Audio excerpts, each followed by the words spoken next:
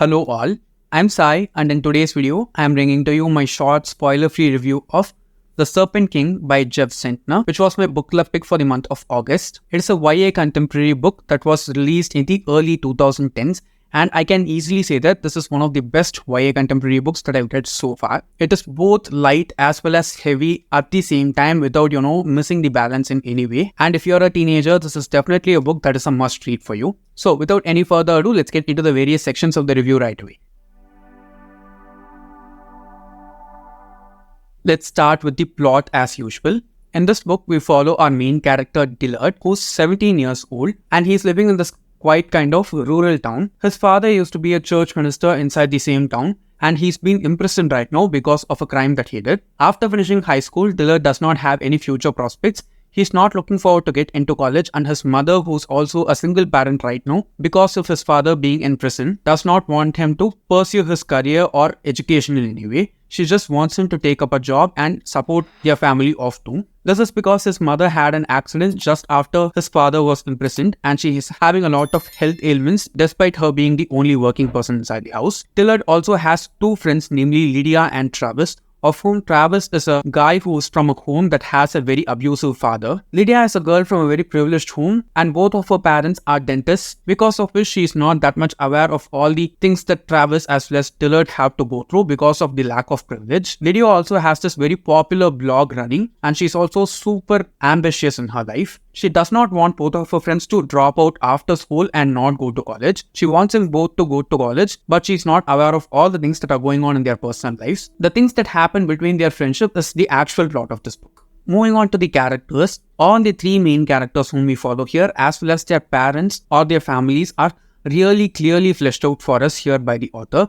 They all feel like real life people. We have met someone or the other like this in our life, no matter whom we are. Starting with Dillard, who's the main character, and his parents. Both of his parents are kind of like religious lunatics, okay? They don't have a life of their own. They want to live just by the word of God, as they say. And even though they are aware of some of the things that they are doing which is not at all benefiting them or their family in any way, they are just going forward and blindly doing some stuff under the umbrella of religion and trying to convince themselves that all the things that they are doing are right. And they are trying to pass on this toxicity to Dillard too, who is not that much accepting of it. He is such a victim of their parents, and that is clearly shown to us here. Moving on to Travis and his abusive father.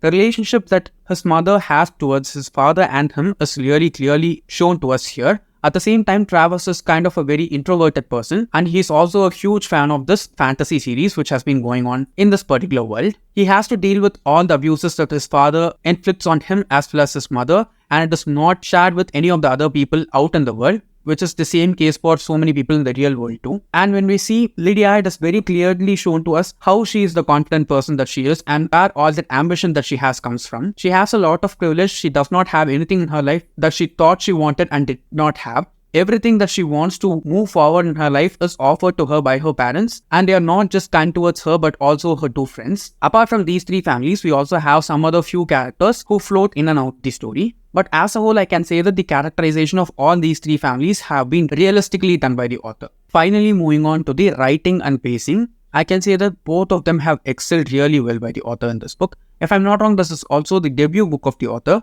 But when you read it, it does not feel like a debut book at all, okay? It does not feel like this is the first book that was written by the author. It feels like something which has been written by someone who has so much experience in writing fictional stories. Because his writing is not just easy and simple to read and understand, at the same time it flows really well with the tone in which the story is written also. All the characters feel super organic and realistic rather than just two-dimensional characters. Each and every one of them are relatable in some way or the other, because there are some lines inside the book which I've highlighted, and I just clearly remember now also that when we think from that particular character's point of view, whether they have privilege or not, what they are saying right there is perfectly sensible, and it is also something which we cannot talk against. I know that this sounds vague, but that's how good the author's writing style is. He makes each and every one clearly justifiable without them going out of their character in any way, which I think not many people will be able to do in their first book itself. When it comes to the pacing also, all these happen within the time span of 1 year.